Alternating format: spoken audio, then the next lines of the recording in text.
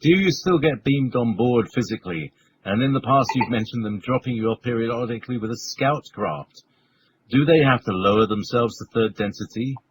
Or are you and the ships invisible to third density people? They have to come into third density in order to take me out of third density.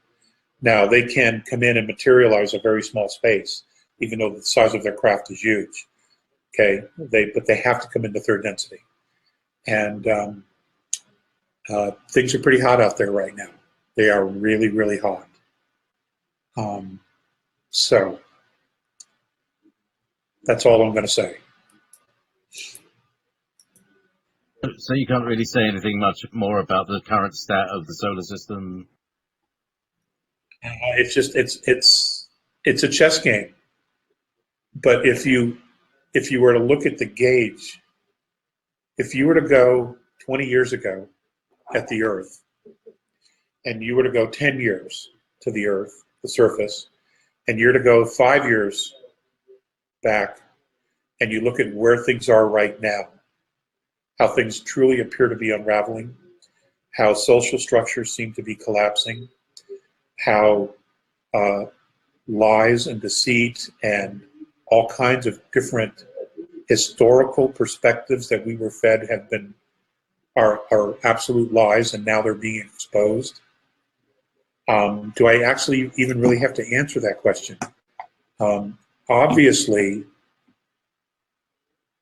things are progressing in a positive way.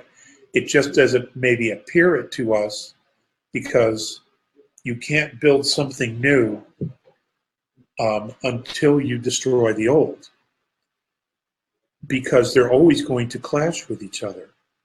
Here's a perfect example, something everybody can relate to: Obamacare.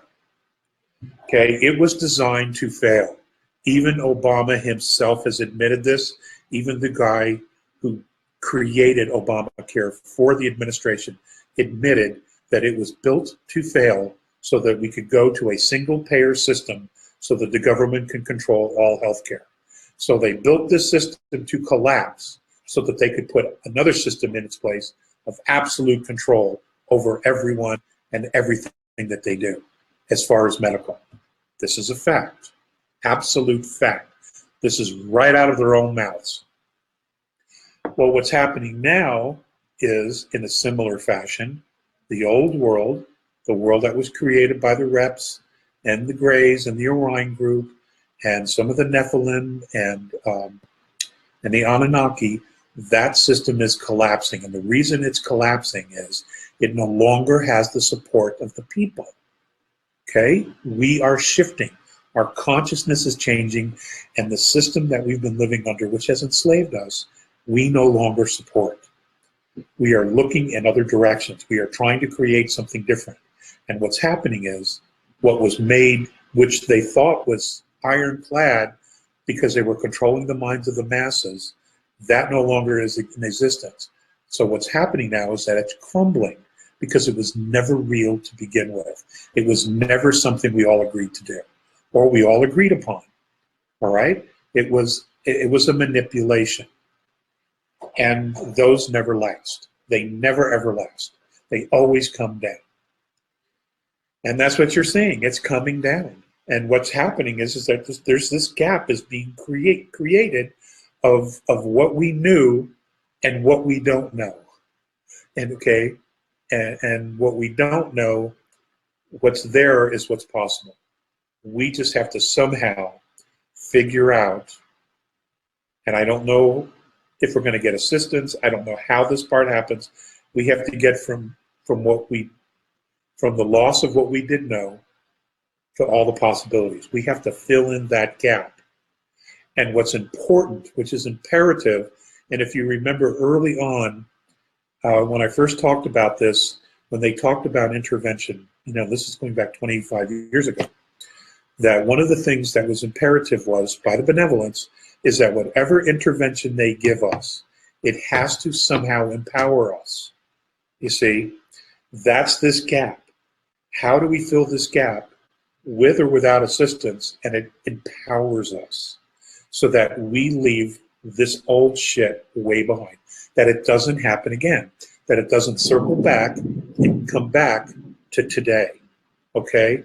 That we leave it behind once and for all. That's the key here, folks. That's the key. This is where you know, humanity grows into maturity.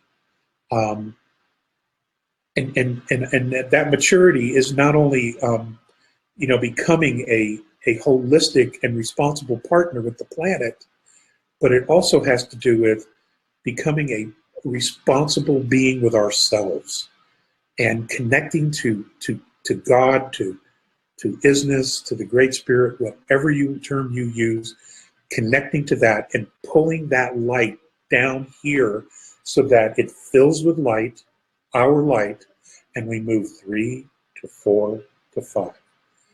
I don't know how this is supposed to play out. I know that's the plan. What I just laid out for you is the plan. But I don't know each individual step that fills in that gap to get us from what we do know, which is falling apart, to what's possible. It's a lot of change. It's a lot of change. That's big time shifts. And not everybody's going to be ready for it, or is even going to be mature enough to deal with it. But you know, what's important is that everybody stay grounded, and not only grounded, but be the observer. Only put your frequency, your energy, your focus where it serves you, okay? Where it serves your interest and it's what you want. That's the key here.